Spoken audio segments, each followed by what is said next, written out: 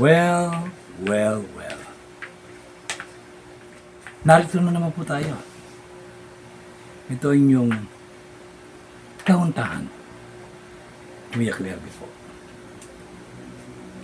Ngayon ang ating tatalakayin ay may kinalaman pa rin sa langit.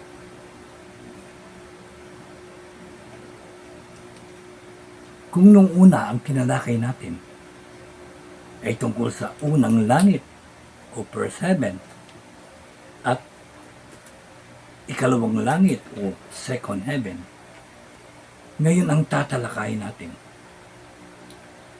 ay ang ikatlong langit o third heaven. Ano ba ang pagkakaiba nitong third heaven doon sa mga naunang mga langit?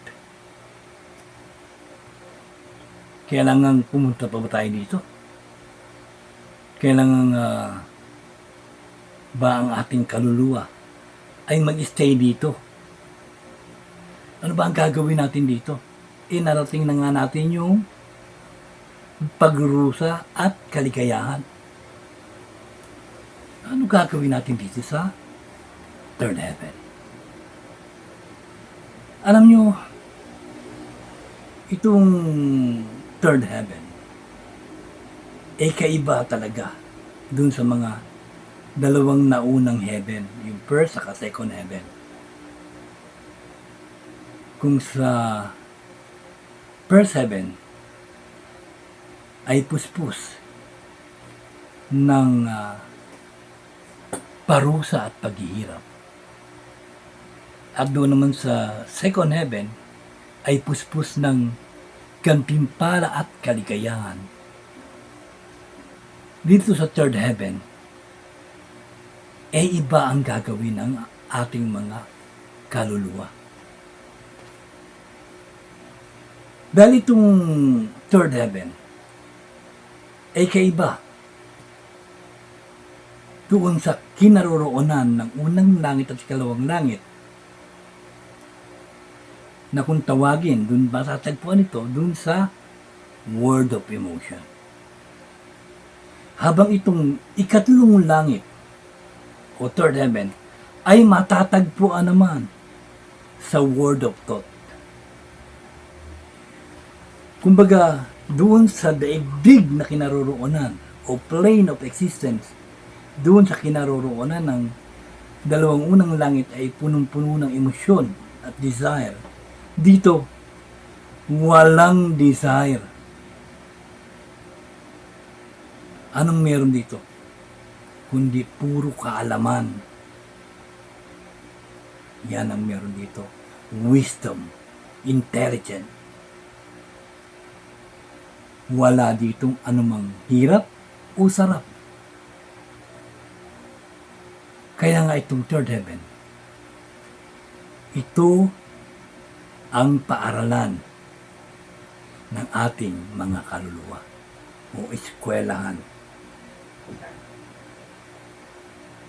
Bakit kanyo? Wala kang gagawin dito kundi mag-aral. Dahil ang mga kaalaman dito ay nasa harapan mo na lamang at dadamputin at pag-aaralan. Ganun. Dito ka dadampot ng kung anong mga kaalaman. Halimbawa, ikaw ay namatay noong 1920. At ikaw ay nakalampas na sa first heaven at second heaven. At nakarating ka nga dito sa ikatlong langit. At nakatakda kang bumalik sa lupa sa taong 2030.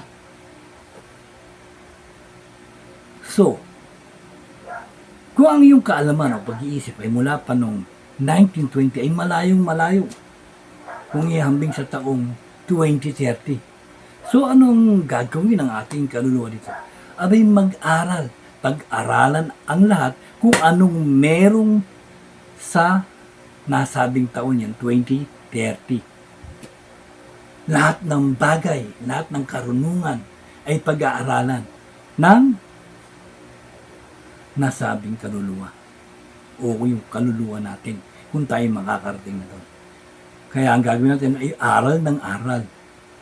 Kasi nga, yun ay school of thought. Kaya word of thought. Puro kaalaman lamang meron dito. At ito wala na dito yung tinatawag na desire body o emosyon. Dahil bago makarating dito yung espiritu mo, yung kaluluwa mo, sorry. Bago makarating dito yung kaluluwa at consciousness mo, iiwan mo muna doon sa word of emotion, yung baluti o yung desire body na ginagamit mo at ilalagay yun doon at iiwan sa isang lugar kung saan ay babalikan mo ito kapag ka babalik ka na sa daigdig. Yan ang pagkakasabi sa akin ng Supremo na totoo daw na pabalik-balik tayo sa daigdig. Mabubuhay, mamamatay, mabubuhay, mamamatay. Ganon. Kaya, siyempre, kung ikaw 1920 ka sinilang, at namatay, at isisilang ka sa 2030, ay talaga naman kailangan mag-aral ka doon. Dahil, kapag hindi ka nag-aral, wala kang alam. Bobo ka. At yan, ang nangyayari doon sa mga kaluluwang hindi natatapos ang parusa sa per 7 at napipilito ng nature na ibalik sila sa lupa. Abay, kaya karamihan sa kanila ay sinisilang na bobo o walang alam o abnormal o retarded o bingi, pipi o minsan bulag o minsan naman napakapangit na pangit o kaya naman mahirap na mahirap pa sa daga. Ganun ang buhay nila. O kaya posibleng maging bakla o maging tomboy, parang ganun.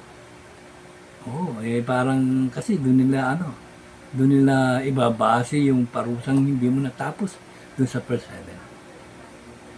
Kaya nga dapat makarating ka dito sa third heaven upang maging maganda ang buhay mo kapag isinilang ka sa panahong ito. O diba? Ako nga matanda na ako. At talagang medyo pag matanda marami ka nang hindi alam sa mga bagong gamit kagaya sa mga computer, itong mga cellphone.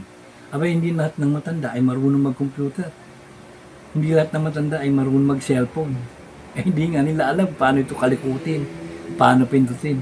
At kahit ituro mo sa kanila, hindi nila alam. Bakit kamo? Hindi nila kasi napag-aralan. O kulang sila kaalaman tungkol dito. Nung sila'y, o baka hindi nakarating sa third heaven, o kung nakarating mo sila sa third heaven, hindi nila ito pinag-aralan. Para bang puro lakwatsa ginawa nila. Hindi sila nag-aral na maigi doon. Diba? Kaya gano'n nangyari. Hindi walang alam. Bobo. Ewan yung sabihin, bakit matalino? Kasi maraming pinag-aralan doon sa third heaven.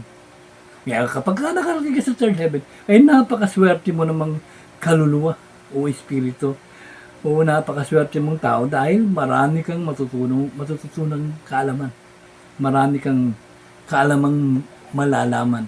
Halimbawa, may bagong sakit sa taong yun. Dahil napag-aralan mo ito doon. Ikaw, bigla na lang, ikaw makakatuklas dito. Ikaw makakagamot mo sa sakit na yun. Di ba? Kasi napag-aralan mo ito na itinuro sa'yo doon. Pero alam nyo ba, bago kayo makarating dito, sa third heaven,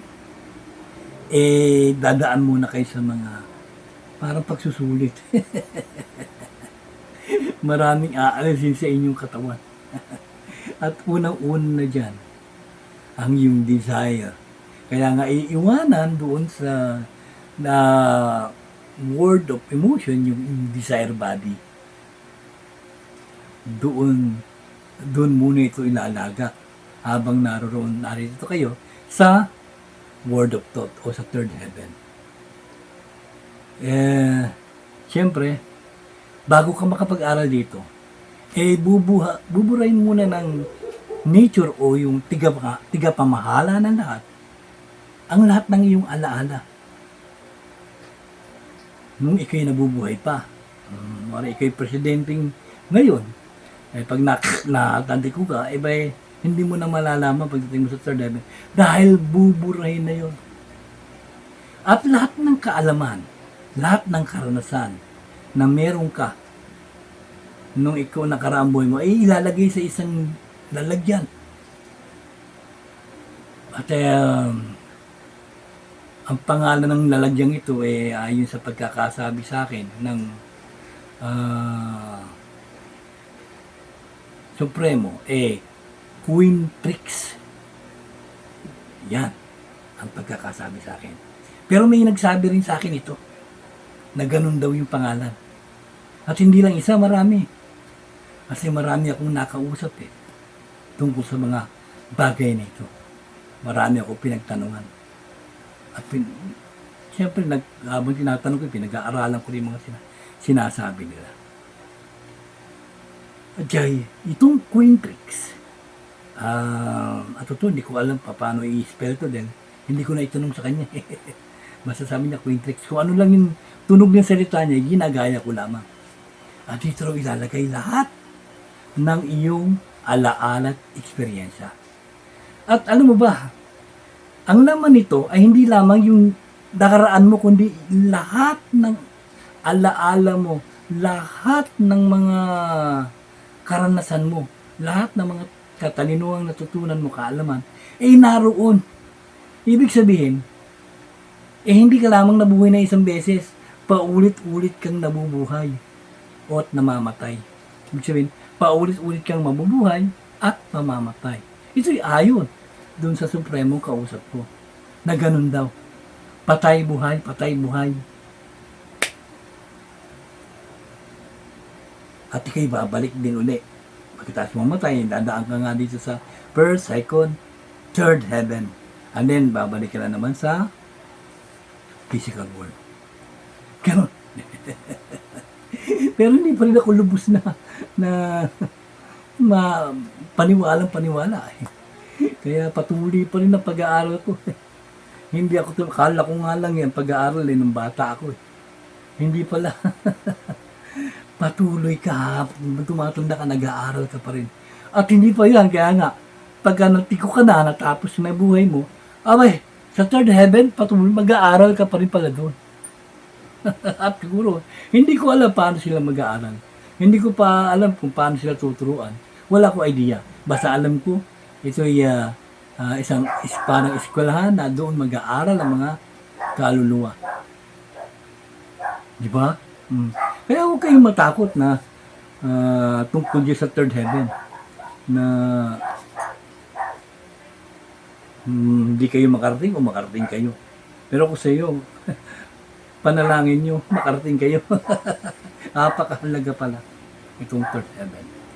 Kasi dito mo dadamputin ang mga talino, kaalaman na gagamitin mo sa muli mong pagbalik. Kung babalik nga. Hindi ko naman kinokontri sinasabi ko. Kasi, hindi pa rin ako lubos na sigurado. Ganyan po man, kailangan malaman nyo ito. Kaya, sabi nga sa akin ng Supremo, kailangan malaman mo yun, maniwala ka man sa hindi. Dahil, manong malay mo, totoo yan. Kaya kayo dapat malaman nyo. Bakit? Kung paano kung totoo. Kung hindi, wala namang mawawala, di ba? Wala naman. Kaya lang, kung totoo nga, sino ba mga problema? Di baka matulad kayo sa mga kaluluwang hindi nakarating sa third heaven. Andun lang sa first heaven. Hindi nakayanan yung parusa. Kaya napilitan pa yung nature na sila ibalik sa lupa. Kaya nang isilang, talaga namang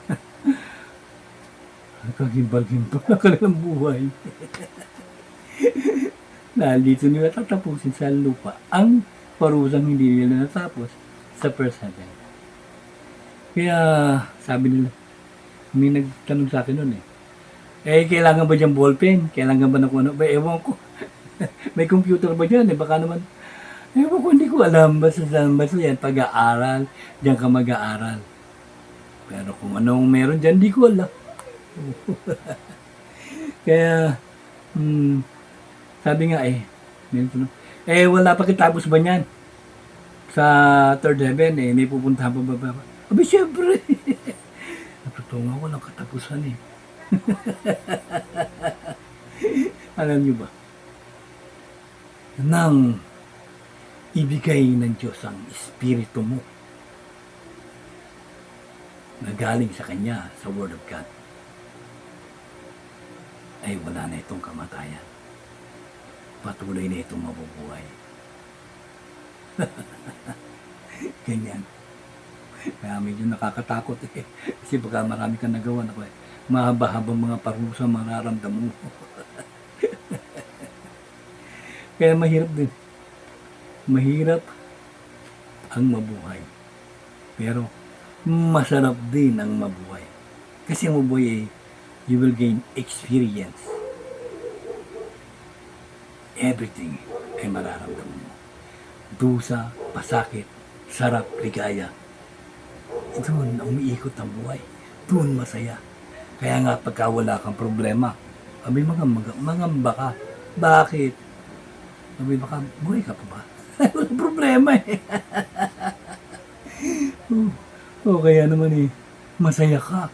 Lagi ka masaya. Abay, nakakatakot ka. Bakit? Baka nababaliw ka na. Di ba? Di ba yung baliw? Puro, ang saya-saya lang nun din na nalulungkot yun. Tawa ng tawa, laging nakatawa, nakangiti. Kasi baliw na. Baka yung ka. Ay, ito nyo. Sinasabi ko kasi hindi. Puro lang gusto mong masaya eh. Ayun, binigay sa'yo. Puro masaya. Mental hospital ka. O kaya naman wala kang problema. Wala ka ng hirap. O hindi ka na maghihirap tiyakin mo lang. Buhay ka pa ba? Kapag hindi ka kaya nga maraming salamat pag ako'y natutulog. Dahil ako'y matutulog na naman. Maraming salamat Magmumulat na naman ako ng matandami ko na naman magiging problema. Pero masaya. Yan ang buhay. Di ba? Ha? Kaya kasama yan lahat. So dito sa third heaven, talaga namang mapupuspos ka dito ng wisdom, knowledge, and everything na may kinalaman sa kaalaman. Tandaan nyo, ang third heaven ay hindi wala sa kinaroroonan ng dalawang naunang mga langit. Dahil yun, ang kinaroroonan nun ay word of emotion. Doon lahat naman ng emotion, doon mo madadakot. Ito namang kinaroroonan ng third heaven, ito yung word of thought na puro kaalaman, talino, knowledge, wisdom ang meron dito. At ito yung nasa ikalimang plane of existence. Yun namang word of emotion nasa 6. At yung physical world nasa 7th plane of existence. At ano yung una? Yung word of God, yun ang nasa first. Kaya sabi nga nila, matatagpuan na raw daw sa third heaven, may nagsabi sa akin, ang Diyos. Umusap kami. Talagang pinipilit niya. Andito na raw ang Diyos. Nasa third heaven na. At naniniwala na siya may third heaven dahil nabasa niya ito sa Biblia na sinasabi na andun na raw ang Diyos. Sabi niya. Pero totoo, maaring pumunta dito ang Diyos. Maaring mag-stay dito. Pero talaga, ang Diyos ay may sariling kaharian o daigdig. At ang daigdig niya ay tinatawag na Word of God. Yun ang kauna-unahang plane of existence. Ngayon yung sunod-sunod na yan, someday pagbaaralan natin yan. Pero ang pagkakaalam mo, may na-discuss ko nito sa isang slides ko. I think Ang title ng consciousness is lies 23, something like that. 23, 24, hanggang 25. Na-discuss ko yung tungkol dyan sa plane of existence. Ay, balikan nyo yun, baka marami kayong matutunan doon. At sa totoo lang, dito hindi naman kailangan gumawa ng masama o mabuti. Dahil dito puro pag-aaral lang. doon sa first heaven ang problemado at sa second heaven. Kasi doon kailangan gumawa ka na mabuti at naman siya, may babuwa sa mga kang ginawa. Eh dito, kailangan mag-aral ka lang. Yan ang third heaven. At marami. Sa susunod tatalakayin naman natin ang destinasyon ng ating kaluluwa. Di ba? Kumbaga sa first heaven, kala natin tapos na doon, hindi. Umakyat pa sa second heaven. At akala natin tapos na, hindi. Umakyat pa ngayon sa third heaven. Ito matindi. Ba hindi pa pala tapos dito sa third heaven? May pupuntahan pa rin tayo. At aalis din tayo dito. At yan ang i-discuss natin sa susunod.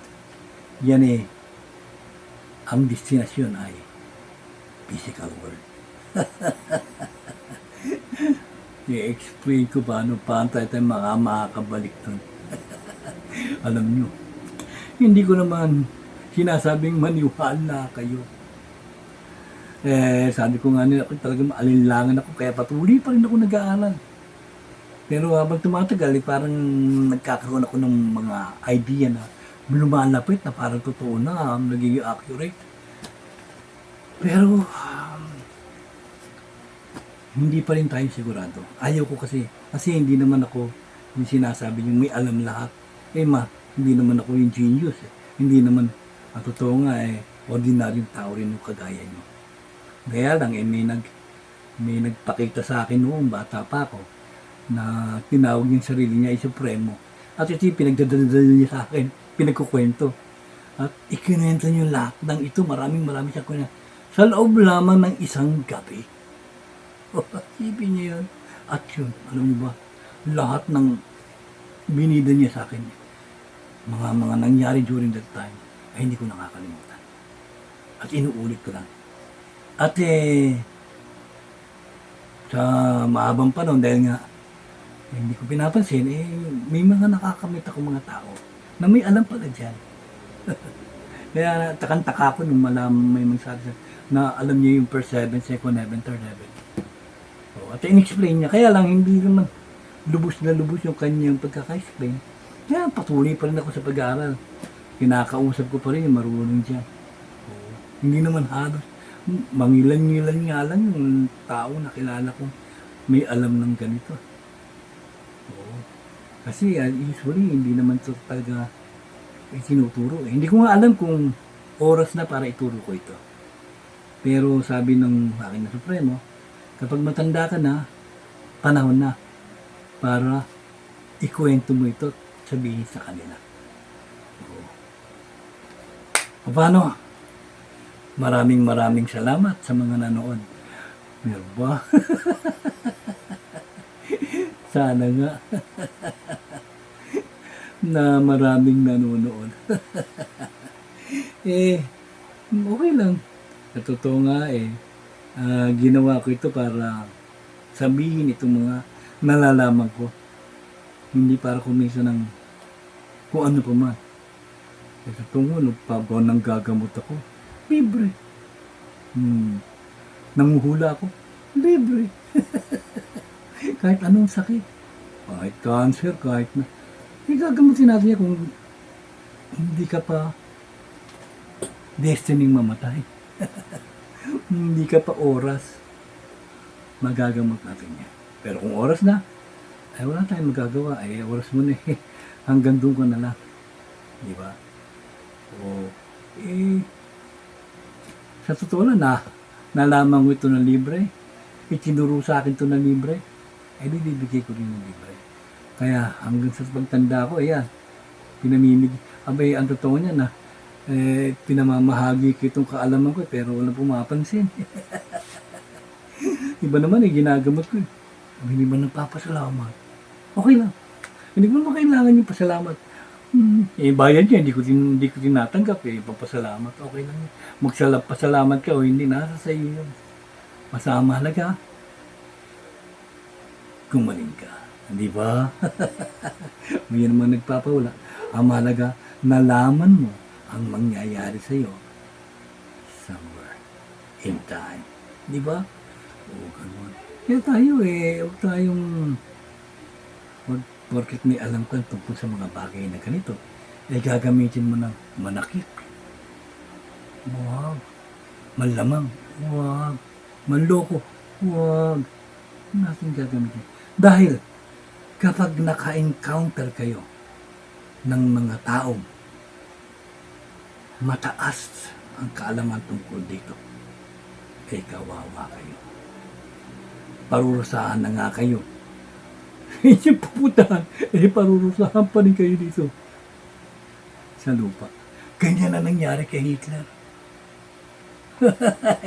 Yan ang lihim na nangyari kay Hitler. Hindi siya kayang patayin ng sino man. Pero may isang taong pumatay sa kanya. Bakit? Para patahimikin na siya. Para makontrol na yung kanyang ginagawa na hindi na maganda. Alam nyo ba, noong pa man, meron ng mga tinatawag na mga kung ano-anong bagay na ginagawa yung mga yan. May mga lihim sila, mga chambers, kung ano-ano na yung kung ano-anong pinagsasama-sama nila yung mga magaganda, mga pangit, at minikasil ng isang mataas na evolved na mataas na evolution ng tao. At marami silang ginawa. Ayoko na nang munang ikwento sa kanayan. Mas mahalaga itong ikinukwento. Paano? Hanggang dito na lang. Maraming salamat sa mga nanood. Pagpapalain kayo ng nature. At sana'y huwag kayong gagawa ng masama talaga. Oo. Yan ang pinapayo ko. Ngayon, sabi may nagtanong, ano raw reliyon ko? Sasabihin ko yan. Magugulat ka pa nga. Ganyan pala ang reliyon ko. Sabi ko nga, lahat ng reliyon ay valido. Kaya kung ikaw ay nasa Kristiyano, halimbawa, ay maraming mga sekta sa Kristiyano. Huwag ka na, umalis doon ka na lang. Hanggang nagtuturo ito ng mabuti, doon ka na lang. Mas magugulo na ang isip mo. Paano? Hanggang sa susunod.